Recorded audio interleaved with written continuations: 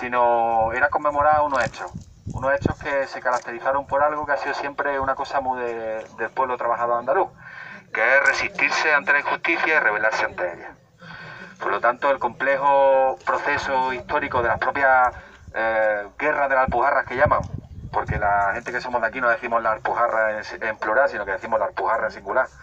Y además porque tampoco fue de la Alpujarra, sino que ocupó todas las cordilleras béticas andaluzas y de hecho la batalla, digamos, la última batalla, la gran batalla final, no se desarrolló en la comarca de la Alpujarra, sino en la serranía de Ronda y en Sierra Bermeja, para que nos ubiquemos en la zona de Estepona, las montañas que están por encima de Estepona.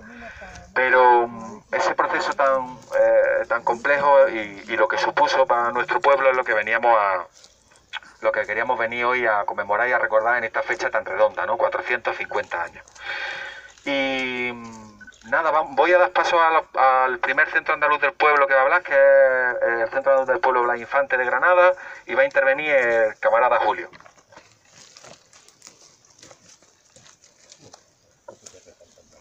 Es que para que se grabe mejor.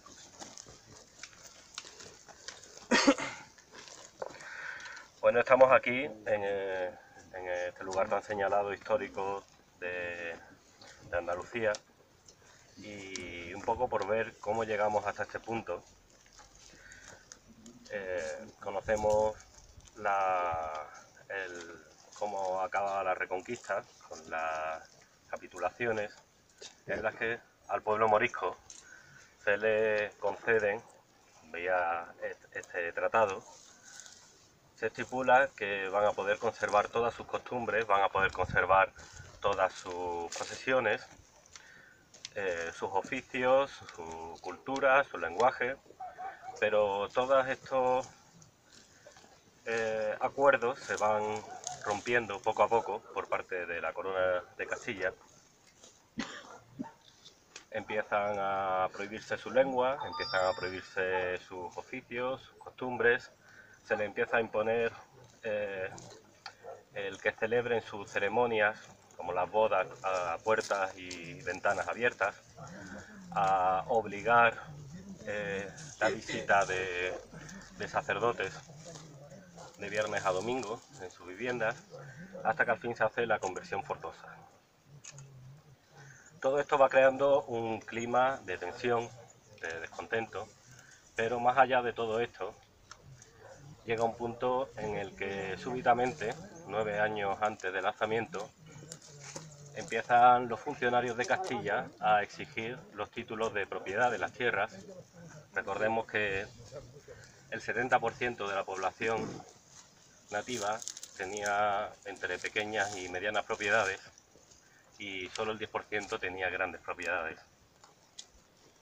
Debido a la situación de Reconquista, la inmensa mayoría no tenía estos documentos porque no lo había facilitado la corona. Esto lleva a una multa bastante cuantiosa o expropiación directa de las tierras que se entregan a militares y nobleza. Todo esto, en otra línea, ya nos lleva a la situación del latifundismo, pasando por una serie de fases, pero conlleva que la población local se encuentre con graves problemas económicos, con una opresión tanto cultural como laboral y económica, y a esto se le van sumando toda una serie de impuestos como la fadra, que exceptuando la del mar la pagaban únicamente los moriscos, y pagaban hasta 2 o 3 veces más que en total de impuestos que la población castellana que se había asentado en las tierras recién conquistadas. Al final, todo esto lleva a una situación en la que la gente no puede vivir. Aquí había un comercio y una producción muy floreciente de seda, que se tributa especialmente para darle facilidades a Murcia por encima de la Alpujarra. Y al final ya empieza el movimiento Monfí, empieza a tener que echarse al monte y unido al clima de represión cultural que ya existía antes y todas las tensiones que esto acarreaba, todas estas medidas fiscales y políticas, por los intereses del imperialismo castellano, llevan a una situación insostenible y se vuelcan hacia Hernán de Córdoba y Valor, que conocemos como Aben Humeya, que fue coronado justo en este libro. Un poco para ver los antecedentes, ahora le cedo al camarada Carlos para dar pie a la siguiente intervención.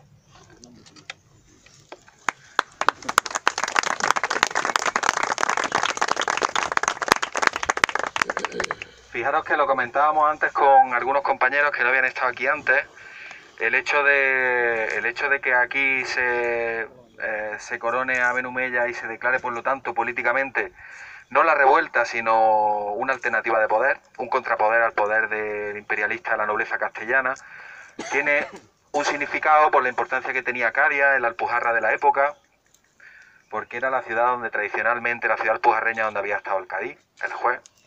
Era centro de justicia, de impartición de justicia del Estado andalusí, pero además es una fortaleza. Caria supone, y toda la Alpujarra, una fortaleza natural. En el siglo XVI llegar a Caria implicaba que tenían que entrar por el este o por el oeste, y las tropas castellanas, por lo tanto, no podían pillar a nadie de improviso, sino que tenía la circunstancia de que llegar aquí implicaba que toda la Alpujarra, días antes de su llegada a Cádiz, se enteraran de que los ejércitos de Castilla estaban en ruta. Por lo tanto, es una situación geoestratégica fundamental, que explica también otra de las razones por las que aquí en Cádiz se corona Aben Humeya. Vamos a pasar ahora con los compañeros del Centro Andaluz del Pueblo, José Félix Rodríguez, que es el compañero Miguel Cano, de Huelva.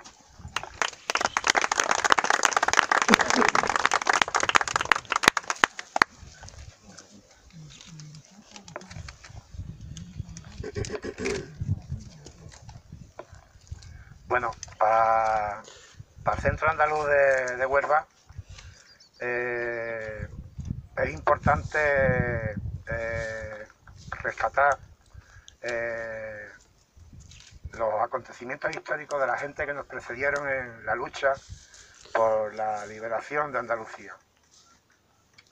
Y es importante porque en el estudio de estos hechos, en la reflexión y en el debate, nos pueden dar luz, pueden ser los focos que vayan alumbrando el camino que aún queda pendiente por nuestra liberación, el camino que vamos trazando en pos de la liberación de Andalucía. Una vez que empezamos a descolonizarnos un poco nuestras cabezas, nuestros espíritus, gracias también a compañeros que nos han precedido en esto, porque aquí tenemos más...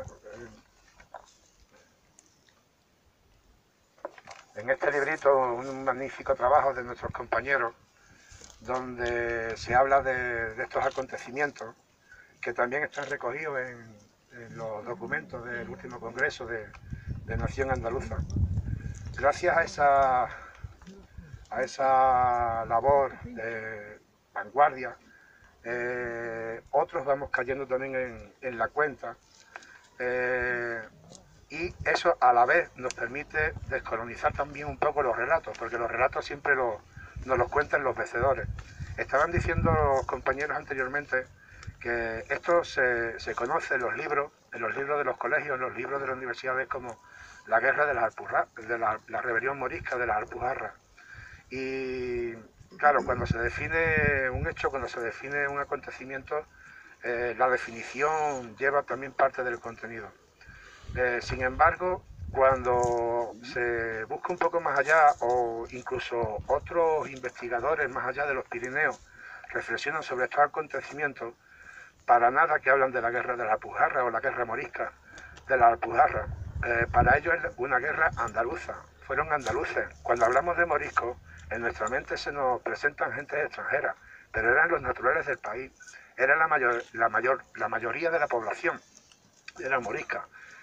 Moriscas porque se habían cristianizado bien de ganas, por supervivencia, o bien a la fuerza. a base de espada. Y eran la gente que vivían aquí, gente que eran libres, gente que eran dueños del fruto de su trabajo. Y una guerra que, bueno, estamos conmemorando un hecho, un levantamiento de 1568, pero que son una guerra de resistencia que empieza nada más que la toma de Granada. A partir de ahí empiezan los primeros levantamientos, también de moriscos, los del Albaicín. También otros compañeros han nombrado a las partidas de los mofíes, que iban limpiando un poco los caminos de cristianos y de grandes propietarios. Fue una guerra que duró más de 100 años. Algunos autores la titulan la guerra andaluza de los 100 años. No terminó ahí. Después ya en los siglos siguientes conocemos más hechos que siguen siguen el sentido de la dirección de la liberación del pueblo andaluz, ¿no? Tenemos que tener en cuenta que el enfrentamiento era con el poder y las tropas de Felipe II, una especie de Bush de la época del siglo XVI, con un ejército pues similar al actual de los Estados Unidos, un ejército que saqueaba las riquezas y el trabajo de naciones y pueblos de todos los continentes del planeta. Incluso en esas circunstancias, por diferentes motivos, entre ellos también la situación estratégica de la rebelión, pues le costó casi 3 años poder aplastar esa revuelta, que no aplastar las ansias ni las esperanzas de la liberación. Y esto sucede pues casi 3 siglos después de la conquista de aquella parte de allí de donde venimos nosotros, que tardaron 3 siglos también en pacificar y en ordenar. La gente de aquí evidentemente tenía que estar con las antenas bien puestas, porque en aquella zona, por ejemplo, tenemos un edicto del Ayuntamiento de Carmona, que está aquí también señalado en el libro, en 1512, donde dice literalmente: los peones que van a cavar a jornal, en saliendo el sol, estén en las heredades donde van, y a la hora empiecen a cavar hasta que se ponga el sol. Trabajo duro, lamentable, el de jornalero, pero que esto del siglo XVI en el siglo XXI no ha mejorado mucho. Hoy no hace falta ni que salga ni que se ponga el sol, porque los grandes almacenes donde se clasifica la fruta, mientras la fruta se está trabajando gracias a la luz eléctrica, son jornadas de 12 horas, de 16 horas, con salarios de miseria, la mayor parte de la fuerza de trabajo mujeres, donde se les descuentan incluso el tiempo en el que tienen que hacer sus necesidades, y la gente que está en los campos tampoco es que haya mejorado mucho la suerte, tampoco vean el sol directamente, como antiguamente, están bajo plástico.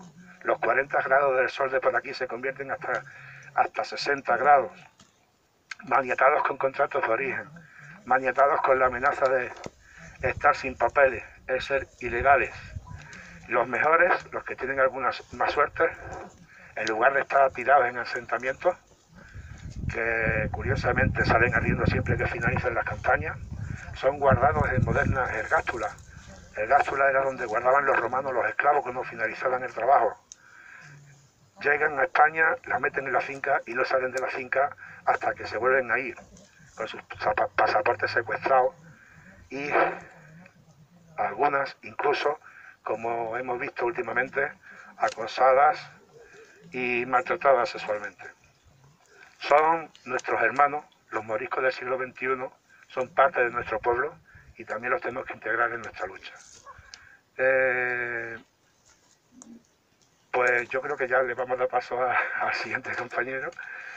Simplemente decir que gracias a actos como este, cada vez más gente nos vamos descolonizando nuestras mentes, nuestros espíritus, cada vez más podemos incluso hacer que más gente se unan a este proceso, y aunque hayan pasado 450 años, todavía estamos en los prolegómenos de la revolución que tiene que por venir, la revolución andaluza, la revolución que consiga una Andalucía libre y socialista. Muchas gracias.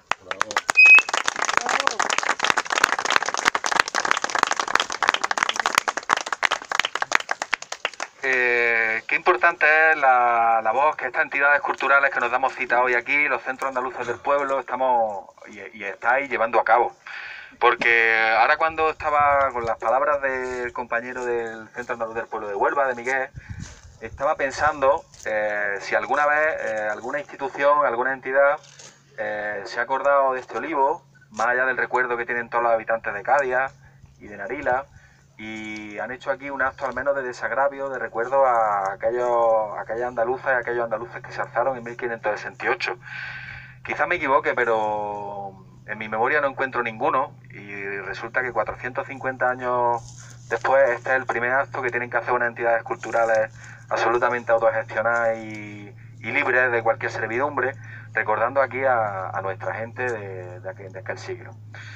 Así que muy importante lo que estáis haciendo los distintos centros andaluces del pueblo. Y ahora vamos a darle paso a la tercera intervención, que es de las compañeras del Centro Andaluz del Pueblo Javier Verdejo de Almería. Va a intervenir Maribí.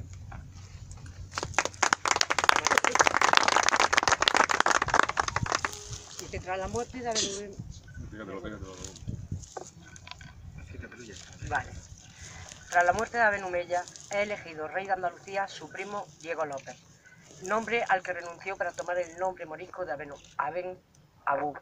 Es el último rey de Andalucía, el último gobernante elegido por los andaluces en el ejercicio de su soberanía. El enfrentamiento con el mayor imperio del mundo, el de Felipe II, y un ejército mucho mayor en número y en pertrecho, comandado por Juan de Austria, solo podía terminar en derrota. Esta se produjo en la serranía de Ronda y la Sierra Bermeja. Aben Abú y parte de su guardia personal se refugian en el pueblo natal, Mecina de Bombarón. Las tropas castellanas dan con su paradero y asesinan a su mujer, a sus dos hijas. Aben Abú también es asesinado y su cuerpo despeñado por el denominado Tajillo del Moro. 2 días después, su cuerpo es recuperado, mutilado y llevado a Granada, donde es arrastrado y decapitado, colocando su cabeza en una estaca a la puerta de la ciudad para el escarmiento de la población granadina. Este fue el último capítulo de una guerra abierta entre los ejércitos imperiales y el pueblo andaluz. A partir de este momento, los intentos por organizar la resistencia popular va cambiando de forma, al igual que la represión. A los ejércitos de soldados dieron paso los ejércitos de curas, funcionarios, inquisidores y maestros que fueron moldeando a los nuevos andaluces, convirtiéndolos en católicos, españoles, sumisos, desmemoriados, mientras eran reprimidos aquellos que aún conservaban su lengua, su religión y sus costumbres. Desde el mismo momento de la derrota de los moriscos andaluces, el poder católico castellano ha intentado desvincular las luchas moriscas de las luchas posteriores de la andaluza por recuperar la soberanía perdida. La manipulación histórica en los centros educativos nos ha llevado a interiorizar varias premisas que conforman una barrera entre aquellos moriscos y las andaluzas de hoy. Nos presentan a los moriscos como parte de invasores moros, se les despoja del carácter andaluz, de andaluces, se le da el tratamiento de minoría, con el objetivo de que su lucha no pueda ser vinculada a la lucha del pueblo andaluz. ¿Quién eran realmente los moriscos? Fueron los musulmanes de Al-Ándalus, bautizados tras las pragmáticas de conversión forzosa de los reyes católicos en 1502, y en especial a aquellas comunidades de andaluzas que no aceptaron las condiciones de sometimiento a la corona castellana. Otra parte de la población andaluza aceptó su derrota y se asimiló al conquistador, pasando a ser cristianos nuevos, adoptando la lengua, la religión y las costumbres impuestas por los reyes católicos. Los moriscos no eran minoría étnica ni religiosa, como nos relata la historiografía oficial. Era la vanguardia del pueblo andaluz, los que no aceptaron el sometimiento ni la asimilación, pero no eran un pueblo ni una etnia distinta del resto de la población andaluza. Por este motivo, hoy estamos aquí, en Cádiz, en el lugar donde fue coronado rey de Andalucía Aben Humeya, porque eran andaluces, porque eran hombres y mujeres libres que defendían su tierra y su derecho a la libertad, porque son nuestros antepasados, porque son referentes necesarios e imprescindibles para conectar a las andaluzas del siglo XXI, con un pasado de lucha, de insumisión y de desobediencia a las leyes impuestas por el colono, porque son parte de una historia de rebeldía, una historia de la que estamos orgullosas, una historia que no debemos permitir que se quede en el olvido y que debemos transmitir a las futuras generaciones de andaluces.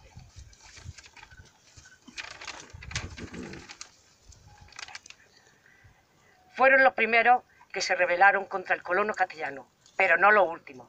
Desde la rebelión de la Alpujarra hasta el complot de Tablada en el siglo XX, último intento andaluz por recuperar la soberanía. Se han sucedido siglos de rebeldía y de intentos frustrados por la Andalucía libre. Hoy rendimos homenaje y expresamos el reconocimiento a los moriscos andaluces como parte de la historia de liberación del pueblo andaluz. Tasqui al andaluz, jurra, viva Andalucía libre. ¡Viva!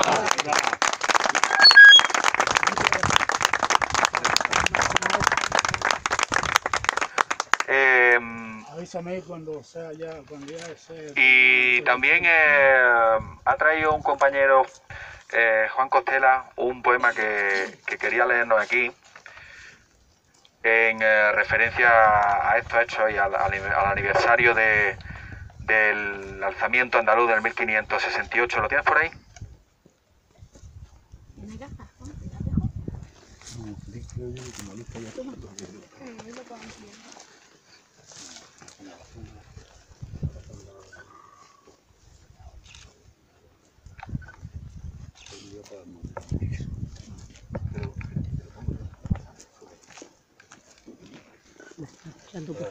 Vamos a ver, este poema está dedicado evidentemente a los mal llamados moriscos, porque es el nombre que se les da para desarraigarles más de su tierra, porque eran andalucíes. Y cuando hablamos de moriscos tenemos que entender eso, que son andalucíes. El poema se llama ¿Dónde están las llaves? No sé si vosotros os acordáis de la canción ¿Dónde están las llaves? Matarile, rile, rile. Pues esa canción era de forma jocosa para reírse de la expulsión. Se le enseñaba a los niños y durante siglos la hemos ido aprendiendo sin saber qué era. Pero era ¿dónde están las llaves? En el fondo del mar. Porque cuando iban en el barco muchos las tiraron.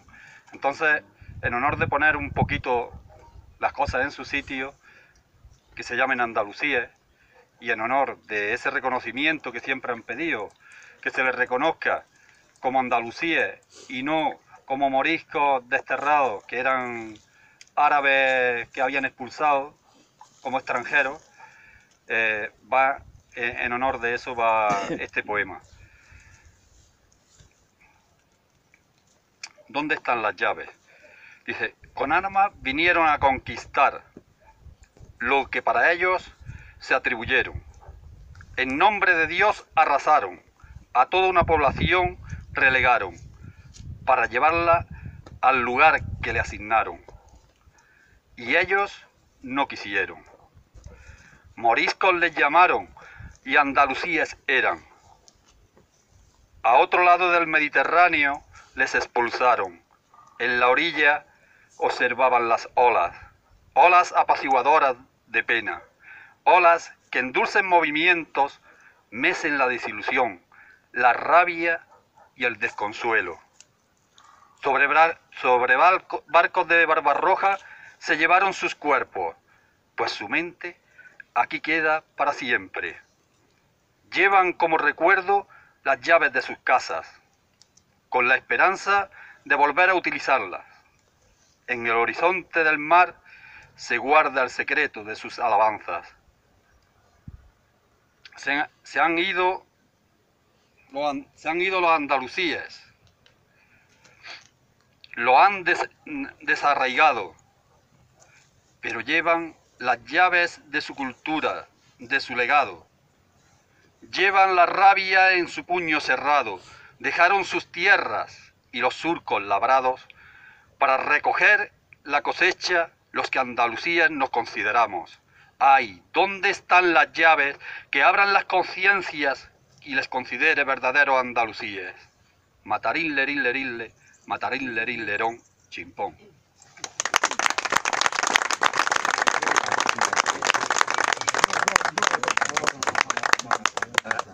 todo esto debemos de recordar que la poesía y la música en Al-Ándalus, lo que eran los Andalusíes, era muy importante, tan importante que era una seña de identidad. Bueno, pues aquí estamos, hemos tenido la intervención de los centros andaluces del pueblo. Este año hemos querido venir hasta aquí para recordar, lo primero para poner de nuevo en el mapa de nuestra historia, en el mapa de nuestro pueblo, que siempre ha estado, pero para volver a señalarlo una vez más, el olivo, lo que en Cádiz llaman el olivo del Moro, que es toda una denominación que esconde un proceso histórico y una alienación de un pueblo, y que es el olivo en el que coronaron a Ben Humeya y en el que los andaluces quisieron alzarse y combatir de estado a estado contra la corona castellana. La próxima fecha redonda será la del 500 aniversario, dentro de 50 años. Desde los centros andaluces esperamos que algunas de las que estáis aquí podáis estar, y algunos. Y yo es que estoy muy viejo, ya me siento mayor. Y que los que estéis recordéis y vengáis también a recordar a este olivo y en este paraje que ya no somos como somos ahora, sino que somos un pueblo libre. Como siempre, vamos a cantar nuestro himno nacional. La bandera blanca y verde vuelve tras siglos de guerra a decir paz y esperanza bajo el sol de nuestra tierra. Andaluza, levantaos, pedir tierra y libertad, sea por Andalucía libre los pueblos y la humanidad. Las andaluzas queremos volver a ser lo que fuimos, gentes de luz que a la gente almas de gente le dimos. Andaluza, levantaos, pedir tierra y libertad, sea por Andalucía libre los pueblos y la humanidad. ¡Viva Andalucía libre! ¡Viva!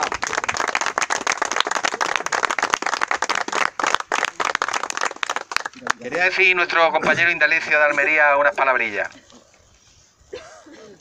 Bueno, añadir a la intervención de la compañera y los compañeros anteriores que el habla, el acento andaluz y la lengua de Andalucía es herencia directa de nuestros antepasados moriscos. ¡Viva Andalucía libre! ¡Viva!